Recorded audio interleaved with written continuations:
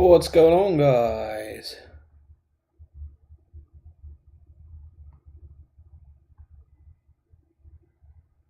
Printer or channel? Oh, what's going on, guys? Viking is back here with another Warhammer video. This one is very, very simple, actually. So basically, don't know if you're like me, you, well, to be honest, you have been playing for a little while, and it's no secret that it gets a little bit samey. So, what I would say to this is, how do you pick a campaign? Do you want an easy one, a breeze through and smash people? Do you want to cry in a corner with your tail between your legs and make your life miserable? Do you want somewhere in between? Well, first things first, we'll do this, and I'll see you in a second.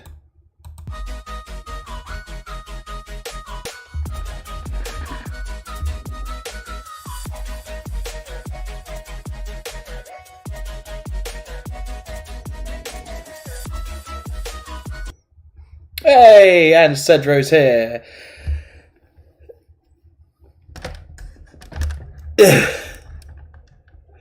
Based on how many dinosaurs you use. Well, yeah, I can see that. Okay, so first things first. Difficulty. Let's be honest. If you don't have this game and you're new to it, buy it. You don't need to buy any expansions. Just buy it. It's a good game. It's a really good game. God knows how many hours between me and Cedro have sunk into this. Probably a lot.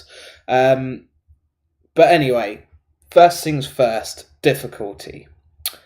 I play, when I'm on my own, not going to lie to you, I pick of just a really wide range of difficulties. Most of the time it's legendary and very hard battles because it doesn't go past that. When I'm streaming, it's hard. The reason it's hard when I'm streaming is because my computer tends to struggle the harder the difficulty does. My stream gets less nice and very much choppy, and the game has crashed a couple of times on me on legendary. But if you want a very hard game, depending on which race you pick will also depend on how hard your campaign is. Because, well, let's face it, if you have the capability of going on legendary and still having a very easy time with it, like Legend of Total War, fantastic, brilliant. But if you want an easy life and you just want to smash some people, easy is definitely the way forward. So that is dependent on your mood. Sometimes when I have a saved game, I name it Easy Life. I know, it's just a chill out. If the kids are running around behind me playing up, then I want to be able to walk away sort of towards the end of a battle and not worry that I'm going to lose, because the units should sort them out themselves. If I have time and everyone's away, then the difficulty does go up. I can't say I'm glad to get you for... Yes, well, it won't be a long stream. It's just going to be for this. And then I'll copy it into a video, because some people don't watch the lives. Some people watch the videos after. So, yeah, I don't know why it works like that. But I guess that's just how YouTube is. Unless you go on someone's lives, you don't see the lives. But anyway, back to this. So, setting your difficulty. If you haven't played a race before, do it on normal. It won't be so easy, you'll absolutely annihilate everything, and then when you want to revisit and you bump the difficulty up, you think, what the hell is this? Because I can promise you, Empire on normal and Empire on legendary are very different ball games. They are very different ball games. So, and remember, you can play through the difficulties as you get more comfortable with certain races, certain abilities. You can knock the difficulty and make it a little bit harder. If you're like me and sometimes like Legend of Total War, you set yourselves little challenges, like the game is over when you lose a battle, or you're not allowed to recruit heroes, or you're only allowed one settlement. Sometimes it's just chaos. But you know, you play the game you want to play. Okay, most important, difficulty done. Hope we're all satisfied with the difficulty answer. How to pick your race. If you like magic, I would not be picking ogres, dwarfs, or at a push, Northska. These three races here are not well known for their magic. They really, really aren't. If you want to spellbind and smash people, high elves, vampires, Zinch, even elves, wood elves are okay. Kislev, dark elves, magic. Chaos dwarfs, they have a nice magic line. Tomb Kings, really, really nice magic users. If you want to be beasts and monsters, like my man Cedro down here in the comments, lizard men, again, elves, I would then go even further as to say rat men have some really interesting creations. Tomb Kings, obviously we've said that already, and again, vampires have got some pretty cool stuff. Demons, obviously, they are self-explanatory. Demons of Chaos, Zinch, Slanesh, Nurgle, and Khorne. Humans, if you want to be the humans, then it's really easy. It's Empire. Empire and Kislev. Think England, America, France, Spain, and then Russia, argumentatively German. There you go. There it is. I said it. Cancel me, YouTube. No, please don't. But yeah, so there it is. There are the two mainly human ones. You could go Northska if you fancy playing the bad guys. So yeah, there you go. And obviously, if you just want to play with dragons, high elves. High elves, if you are starting the game, probably one of the best races, because on easy, they have the easiest life on the planet. Most of them start in really good positions. Most of their bases are here. Yes, you have Slanesh, but you can pretty much get rid of them very, very quickly as elves. If you want a little bit more challenging campaign, Teclis and Imric, all the rest I would say are pretty easy. Probably Tyrion being the easiest in the game, argumentatively. Again, my opinion, you might find something different, but I would say argumentatively, high elves are the easiest to play. Most difficult, in my opinion, are the Beastmen. Loads of people will disagree, but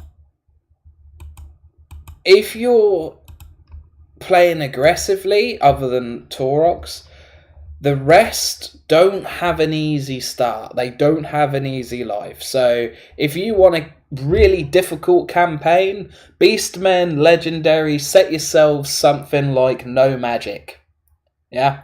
then see how then see how much suffering your campaign will be. Because without magic in your armies as beastmen, you're gonna find it very difficult early game. If you want another challenging campaign, I've got to give it to Fulgrim or Ungrim Iron Fist. They don't necessarily have it very easy. Starting position wise, there's a lot of people that don't like you. Really, really don't like you. Grombrindle, if you can get a solid foundation, the campaign becomes a lot easier. I would say for the dwarfs, Thoric Ironbrow has the easiest campaign, very shortly followed by Belagar Ironhammer. If you want to just smash things, Khorne is your guy. I mean, literally get an army and just smash the shit out of everybody. This is Total War campaign it. For those of you that don't know, this is Total War campaign. It means you declare war on everybody as soon as you meet them. Do this with Khorne, you will have a lot of fun. It is a lot of fun. And if you do it right, you will own the map within about 15, 20 turns easily. I mean, it's that easy. If you do it right, it's that easy. Again, if you want another really challenging campaign, Nurgle, purely because you have to be very good with his units. They are very slow, they are a bit tanky, but they are very slow.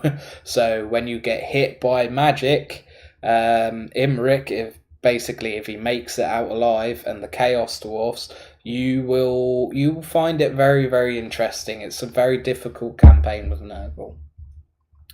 And yeah, well, that is pretty much self-explains the whole how to pick your race. Obviously, if you want to go sort of old school military tactics, dwarfs are quite good, and Empire, because dwarfs don't have any beasts. They literally have guns, rune magic, and they rely on good old-fashioned technology. They built copters, really good cannons, really effective guns. They're just hard-ass warriors. If you want a basic army, dwarfs is your man. They're also one of my favourite races because I just love them. I don't know why. They don't get dragons, they don't get fancy monsters other than Thoric, who gets a dinosaur. But other than that, they're so basic. Dwarfs are so basic. Empire, you get griffins and you can, play around with it a little bit. But again, if you want more of a normal game, it's Empire or Dwarfs. But you don't play Warhammer Total War to have a normal game. So I suggest really freaky beasts in a lot of other of these factions. Tomb Kings get some really, really awesome units. I'll just show you these now.